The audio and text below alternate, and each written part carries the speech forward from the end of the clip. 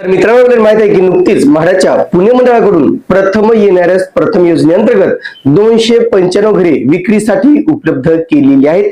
आणि या संदर्भातले जे काही डिटेल आहेत, घरांच्या संदर्भातले कार्पेट एरिया म्हणा, अनामत रक्कम म्हणा, किंवा त्याची किंमत किती आहे, ठिकाण कोणते आहेत, याचा आपण व्हिडिओ ऑलरेडी पाहिलेला आहे.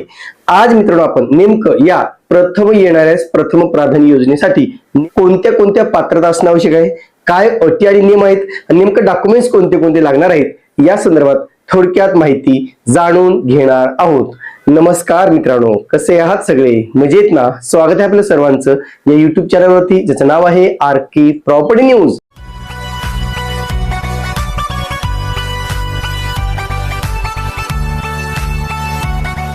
आता मित्रांनो, जी काही पुण्यामध्ये लॉटरी आलेली किंवा लॉटरी म्हणू शकत नाही आपण त्याला, जे काही योजना आलेली आहे प्रथम येणाऱ्यास प्रथम प्राधान्य, या योजनेअंतर्गत जी काही घरे उपलब्ध केलेली आहेत त्यामध्ये 1 RK, 1 BHK, 2 BHK अशा प्रकारची ही घरे या ठिकाणी उपलब्ध केलेली आहेत, ज्यांची संख्या 295 आहे. आता आपण पाहिलेलं की नेमका हे जे काही लोकेशन आहेत, बऱ्यापैकी चांगली चांगली लोकेशन सुद्धा आहेत. मलाच प्रश्न पडला की ही घरं आता का विकली गेली नाहीत, रिझन काय असणार आहे? कारण मागील ज्यावेळेस लॉटरी झाली मित्रांनो पुण्याची, त्यावेळेस जवळजवळ 2.25 लाख अर्ज या लॉटरीसाठी प्राप्त झालेले होते. आणि त्यावर एक अंदाज आला होता की खूप मोठ्या प्रमाणात घरांची मागणी ही पुण्यामध्ये वाढताना दिसत आहे.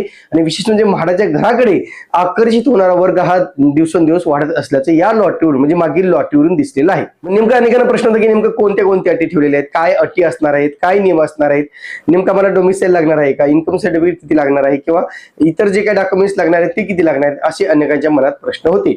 आणि काल दुपारपर्यंत आपण पाहिले की त्याचं बुकलेट जे आहे ते प्रसिद्ध झालेलं नव्हतं, पण आता बुकलेट प्रसिद्ध झालेलं आहे.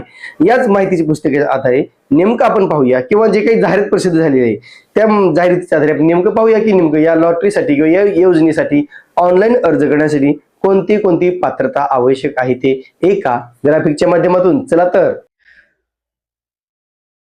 तर आता मित्रांनो, आपण म्हाडाच्या त्या वेबसाईटला आलेलो आहोत, जे आहे bookmyhome.mhada.gov.in.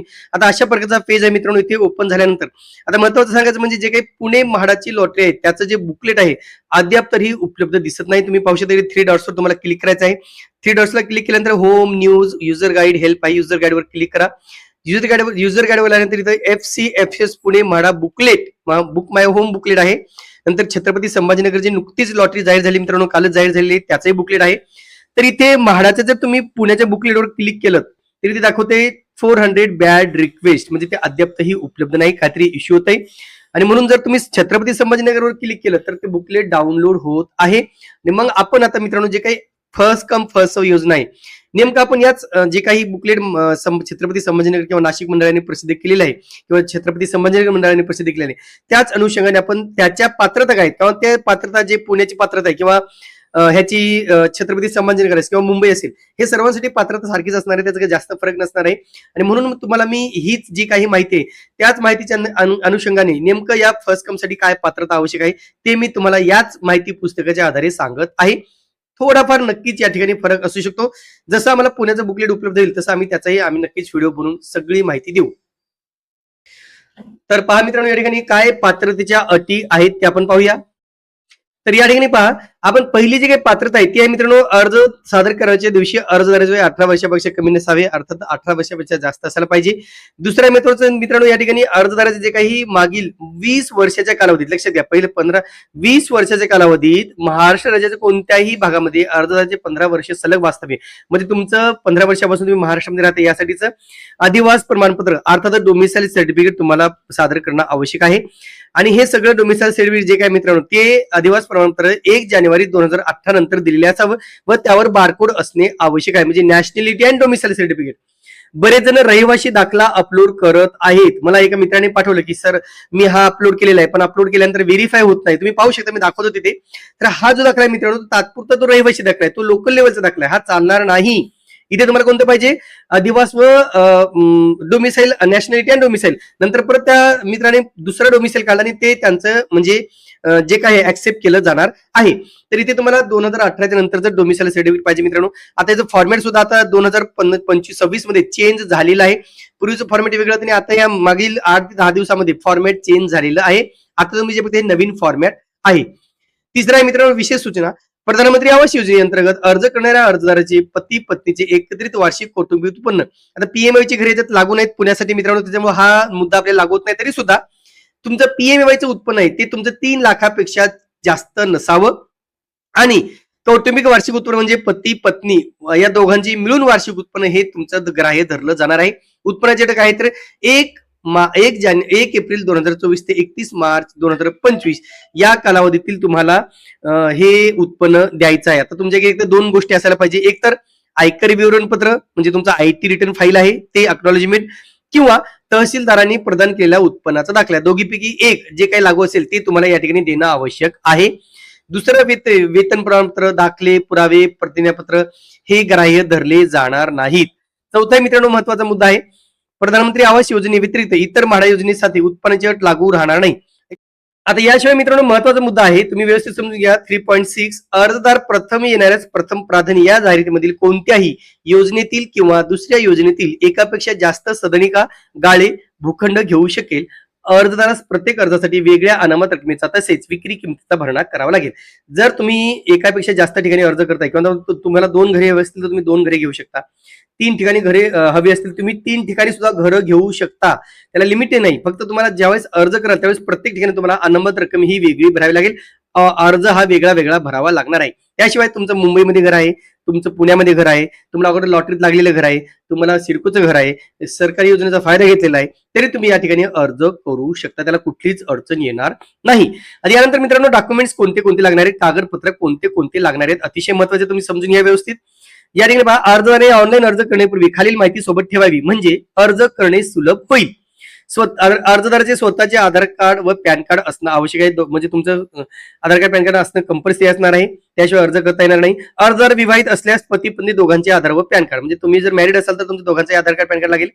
अर्जदार सध्या वास्तव्य असलेल्या घराचा संपूर्ण पत्ता व पोस्टाचा पिनकोड क्रमांक बघा काय लागणार आहे, तुमचा करंट ऍड्रेस आणि पिनकोड नंबर असावा लागणार आहे, जेणेकरून पुढे जर काही पत्रव्यवहार करावा लागला तर त्या पत्त्यावर पत्रव्यवहार करणं सोपं होईल.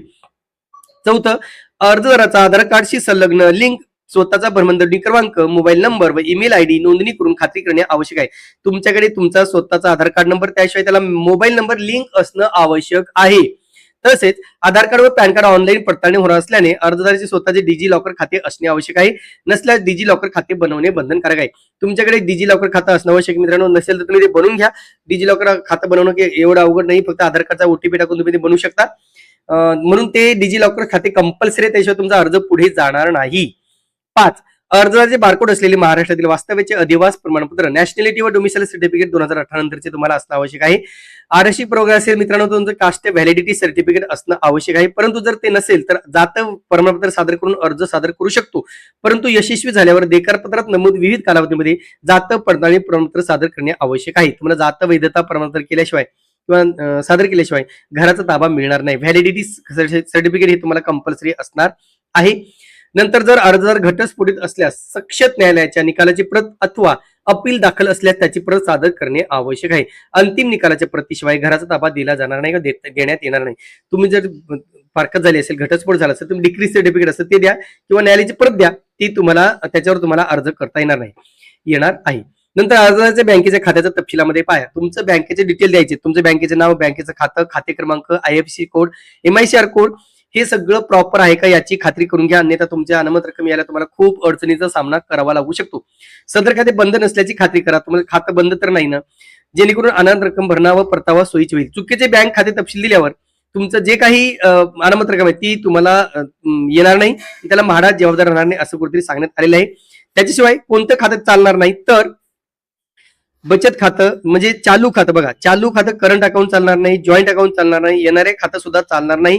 हे खाते देऊ नका. तुमचं पर्सनल खातं द्या, जे सेव्हिंग अकाउंट आहे तेच तुम्हाला द्यावं लागणार आहे. यानंतर बघा, तुमचं ऑनलाईन नोंदणी केल्यानंतर अर्जदाराला पात्रतेनुसार वेगवेगळ्या संकेत क्रमांकासाठी अथवा एकाच संकेताखातील वेगवेगळ्या प्रवर्गात एकापेक्षा जास्त अर्ज करता येतील. तुम्हाला अलग अलग ठिकाणी अर्ज करायचे तुम्ही करू शकता. एकाच ठिकाणी 2 प्रवर्गामध्ये अर्ज करायचे जर पात्र असेल तर तुम्ही त्या ठिकाणी अर्ज करू शकता. त्याला कुठलीच अडचण येणार नाही. फक्त तुम्हाला एकदा नोंदणी केल्यानंतर युजर आयडी पासवर्ड बनवायचा आहे मित्रांनो, अकाउंट क्रिएट करायचं आहे, ऑपरेट करायचं आहे आणि मग ईमेल आणि SMS द्वारे तुम्हाला कम्युनिकेशन करण्यात येणार आहे. त्याच्यामुळे ईमेल आयडी, मोबाईल नंबर हे तुमचं असणं आवश्यक आहे. आता हे महत्वाचे मुद्दे मित्रांनो जे कॉमनली आपल्या म्हाडाच्या FCFS म्हणजे प्रथम येण्यास प्रथम योजनेचे जे वापरले जातात हे महत्वाचे मुद्दे सांगितले जे छत्रपती संभाजीनगरचं बुकलेट आहे त्यातून आम्ही घेतलेले आहेत. पुढे जे काही माहिती मित्रांनो ती फक्त छत्रपती संभाजीनगरसाठीच आहे. अनामत रक्कम म्हणा किंवा हे पुणे किंवा मुंबईसाठी लागू असणार नाही. म्हणून तुम्ही हे सगळं पुढचं तुम्ही स्किप करा. त्याच्यानंतर आम्ही जेव्हा आपलं बुकलेट उपलब्ध होईल तेव्हा त्याच्यावरती आम्ही सविस्तर व्हिडिओ बनवून घेऊन येणार आहे. अजून एक महत्वाचा प्रश्न केला जातो FCFC ची घरे लगेच विकता येतील का? तर असं तुम्हाला ती घर 5 वर्ष विकता येणार नाहीत जर तुमची फर्स्ट कमची घर आहेत आणि PMI ची घरे तुम्हाला 10 वर्षापर्यंत विकता येणार नाहीत. ही सगळी माहिती घ्या मित्रांनो. आणि जर तुमचं जे काही वाटपपत्र आहे ते दोघांच्या देण्यात येईल, पती आणि पत्नी दोघांच्याही नावे हे वाटपपत्र देण्यात येणार आहे. हे घर तुमच्या दोघांच्याही नावे होणार आहे जर तुम्ही मॅरिड असाल तर. बाकीचे सगळे तुम्ही संपर्क क्रमांक वगैरे हे पाहू शकता. हे छत्रपती संभाजीनगरचं बुकलेट मध्ये माहिती दिली असल्यामुळे बाकीच्या गोष्टीकडे तुम्ही अवॉइड करू शकता. आता पुण्याचे जे काही इतर डिटेल आहेत अनामत रक्कम असेल अनामत रक्कम तर अगोदरच्या व्हिडिओमध्ये पाहिलेली आहे मित्रांनो, सगळी माहिती दिलेली आहे. फक्त एवढंच महत्वाचं होतं की जे काही पात्रतेच्या अटी आहेत त्याच तुमच्यापर्यंत पोहोचणं आम्हाला आवश्यक वाटलं. तर एकंदरीत मित्रांनो आपल्याला म्हाडाच्या प्रथम येण्यास प्रथम प्राधान्य योजनेसाठी आवश्यक पात्रता, अटी, शर्ती आणि कागदपत्रे कोणती आहेत हे नक्कीच आपल्याला समजलेलं असेल. आता महत्वाचा प्रश्न आहे की साईड विजिट करणार का किंवा साईड विजिट करणार असेल तर कधी करणार आहात असाही प्रश्न आहे. तर मेन गोष्ट लक्षात घ्या मित्रांनो की ही जी काही प्रक्रिया आहे ती 4 मे 2026 पासून सुरू केली जाणार आहे. आणि त्याच्यापूर्वी तुम्हाला एक चित्र स्पष्ट व्हायला पाहिजे की नेमकं आपण कुठे फॉर्म भरायला पाहिजे, नेमकं घरी आपल्याला परवडतील का, नेमकं कोणतं लोकेशन चांगलं आहे हेही आपल्याला म्हणजे हेही जाणून घेण्याची आपली इच्छा असेल. नक्कीच मित्रांनो लोकेशन संदर्भात आम्ही लवकरच व्हिडिओ टाकू. साईड विजिट झाली तर शक्य झाली तर आम्ही साईड विजिट सुद्धा करणार आहोत. परंतु सध्या मुंबईची लॉटरी सुरू आहे आणि मुंबईची लॉटरीच्या सुद्धा अनेक साईड विजिट सध्या आमची सुरू आहे. आमची टीम सध्या अनेक वेगवेगळ्या ठिकाणी जाते आणि ते अपडेट घेण्याचा प्रयत्न करते. महत्वाचं म्हणजे जे पुण्याची लॉटरी आलेली आहे पुण्याच्या लॉटरीमध्ये सुद्धा नेमकं अर्ज करायचा असेल तर अगदी तुम्हाला मध्ये 13.5 लाखापासून घरे उपलब्ध केली आहे. त्याच्यामध्ये 1 RK समावेश आहे आणि तुम्हाला 25-30 लाखापर्यंत या घरांचे एक ऍव्हरेज रेंज पाहिली तर आपल्याला ते दिसून येते. आता पुढील भागात आपण नेमकं या लोकेशन संदर्भात तेथील काय माहिती मिळते, तेथील साईड विजिट संदर्भात किंवा जे काही आपल्याला सॅम्पल फ्लेअर असेल किंवा जे काही फ्लोअर प्लॅन असेल जी काही माहिती मिळेल ती माहिती घेऊन आम्ही लवकरच भेटणार आहोत. ज्यांना या लॉटरीसाठी ऑनलाईन अर्ज करायचा असेल तर त्यांना जे काही बुक माय होम जे काही म्हाडाची साईड आहे मित्र त्या साईडवर जाऊनच तुम्हाला हे सगळं प्रक्रिया पूर्ण करायची. साईट आहे https://bookmyhome.mahada.gov.in या संकेतस्थळावर जाऊन तुम्ही नोंदणीची प्रक्रिया पूर्ण करू शकता. नोंदणी सुरू झालेली आहे, नोंदणी करू शकता. फक्त तुम्हाला घर चॉईस करण्याची संधी 4 मे पासून उपलब्ध केली जाणार आहे. तर अनेकांचा प्रश्न आहे मित्रांनो की येणारी आगामी लॉटरी पुण्याची कधी येणार आहे, कारण पुण्यामध्ये सुद्धा आता लॉटरी जाहीर होणार आहे. जवळजवळ 3,500 घरांची लॉटरी पुण्याची लवकरच जाहीर होईल. ती सुद्धा मेच्या मिड मध्ये कुठेतरी जाहीर होऊ शकते असं कुठेतरी बोललं जाते. आम्ही सुद्धा त्या लॉटरीची वाट पाहत आहोत. तुर्तास मित्रांनो इथेच थांबतो. पुन्हा भेटूया एका नवीन व्हिडिओसह. तोपर्यंत आपली रजा घेतो. धन्यवाद.